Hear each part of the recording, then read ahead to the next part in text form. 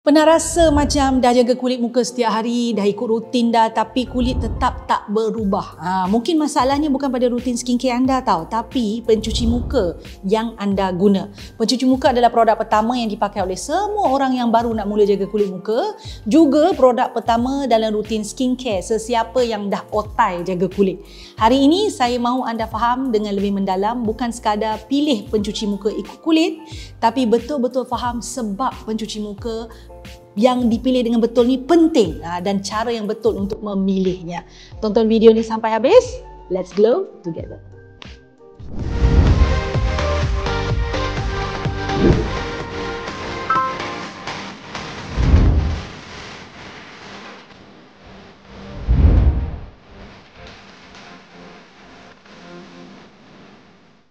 Hai glowers, saya faham dalam dunia skincare sekarang pilihan memang terlalu banyak. Pergi farmasi pun rambang mata, nak yang brightening, anti-aging, untuk jerawat. Kadang-kadang terlalu banyak pilihan buat anda pilih ikut trend kan. Tengok apa yang viral, dah bukan ikut keperluan kulit sendiri. Saya tahu perasaan itu. Mungkin anda fikir kalau ramai orang guna mesti okey untuk kulit saya. Tapi sebenarnya kulit setiap orang adalah unik. Saya di sini nak mudahkan anda supaya selepas anda tonton video ini, anda boleh pilih pencuci muka anda dengan lebih yakin. Ayuh, mulakan dengan soalan yang asas tapi mustahak, iaitu kenapa pencuci muka penting? Ramai yang fikir pencuci muka hanya sekadar untuk bersihkan kulit ya. Pilih je lah mana-mana pun kan. Nak cuci muka je kan katanya lah. Pandangan begini kurang tepat. Pencuci muka set the tone untuk seluruh skincare rutin anda. Kalau pencuci muka terlalu kuat atau terlalu harsh pada kulit, kulit akan jadi kering, barrier anda rosak, breakout pun lebih mudah berlaku. Kalau pencuci terlalu lembut dan gagal menjalankan tugas sebagai pembersih muka dengan baik, kekotoran, sunscreen, makeup tak bersih boleh juga menyebabkan pori tersumbat. Jadi tugas pencuci muka bukan sekadar membersih, tapi bersihkan dengan seimbang sambil melindungi kulit anda. Ibarat macam pilih kawan lah, bukan sekadar nak berkawan, nak yang support, tak nak yang toxic lah kan, yang tikam belakang semua tu tak nak lah kan? Memilih pencuci muka juga sepatutnya berpandukan kulit anda sekarang, bukan 5 tahun yang lepas. Kulit boleh berubah ya mengikut usia, tahap stres, cuaca dan juga hormon. Contoh, dulu kulit berminyak, sekarang kurang berminyak sedikit sebab umur sudah meningkat, kelenjar minyak tu dah kurang aktif. Dulu kulit boleh tahan semua bahan dalam produk. Sekarang kalau salah bahan sikit je, kulit cepat merah, menyebabkan skin barrier pun jadi lebih sensitif. Jadi kalau anda tak update pemahaman tentang kulit anda sendiri, anda akan pilih produk yang tidak lagi sesuai untuk kulit anda sekarang.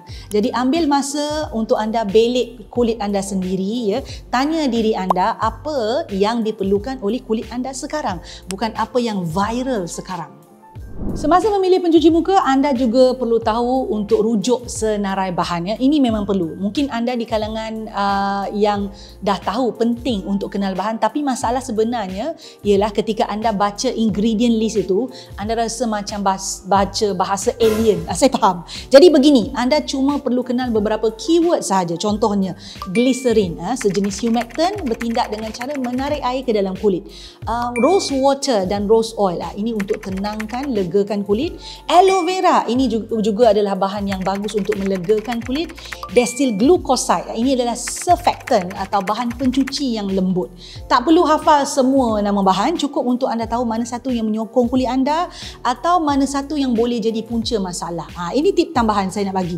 Kalau anda nampak perkataan macam gentle surfactant atau hydrating cleanser, itu adalah petanda yang baik. Adalah tidak pelik jika anda sudah lihat senarai bahan, dah pilih pencuci muka ikut jenis kulit, tapi ketika memakainya pada kulit, rasa tak sesuai pula. Tak pelik ya? Dan memang boleh terjadi pun. Memang penting untuk anda kenal pasti rasa pada kulit anda selepas anda pakai pencuci muka. Kalau kulit rasa licin macam plastik, terlalu stripping dan harsh lah pencuci muka itu dan berpotensi mengeringkan lagi kulit apabila dipakai berulang kali. Kalau kulit rasa pedih atau gatal selepas pakai, ini bermakna pencuci muka tak sesuai. Ada bahan yang tak serasi dengan kulit anda. Kalau kulit tu rasa segar, moist, selesa, yes, this is the cleanser. Ini tanda pencuci muka yang boleh diteruskan untuk pakai. Saya nak berpesan, anda kena cepat-cepat pakai hydrating toner selepas cuci muka jika rasa kulit tu ketat. Ini penting ya untuk bantu seimbangkan semula pH kulit anda.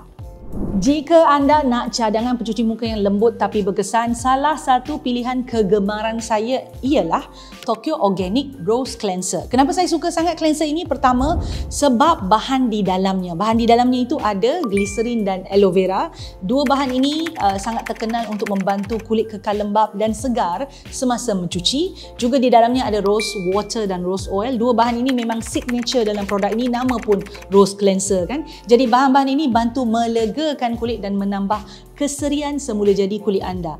Juga ada saccharide isomeride. Ini adalah bahan yang bersifat melembapkan yang datang dari sumber jagung.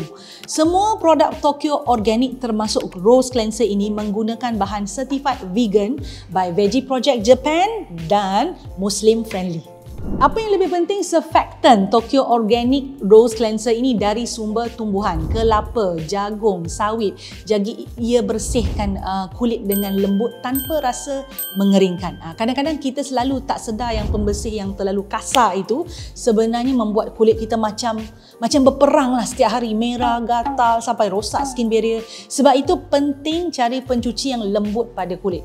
Pengalaman saya sendiri setelah 2 bulan memakai Tokyo Organic Rose Cleanser ini, saya rasa teksturnya ringan, berbuih sederhana, pakai sedikit pun cukup untuk rasa puas mencuci muka, tapi tak buat kulit saya rasa tegang. Dan bau Tokyo Organic Rose Cleanser ini very subtle, sangat lembut kerana datang dari bahan semula. Jadi ada bau rose yang sangat lembut tau. Bukan macam bau perfume yang kuat tu yang boleh buat orang pening kepala, tak. Bukan macam tu. Very light rose punya bau yang menenangkan, macam pergi spa. Jadi glowers sekalian, kalau anda nak bina rutin skincare yang berkesan, langkah pertama adalah pastikan anda pilih pencuci muka yang betul. Ingat semula apa yang anda telah belajar dalam video ini ya. Pertama, fahami kulit anda betul-betul, kulit anda yang sekarang bukan yang dulu-dulu ya. Periksa bahan dalam pencuci muka, cari bahan yang lembut, cari bahan yang ada sifat melembapkan ya.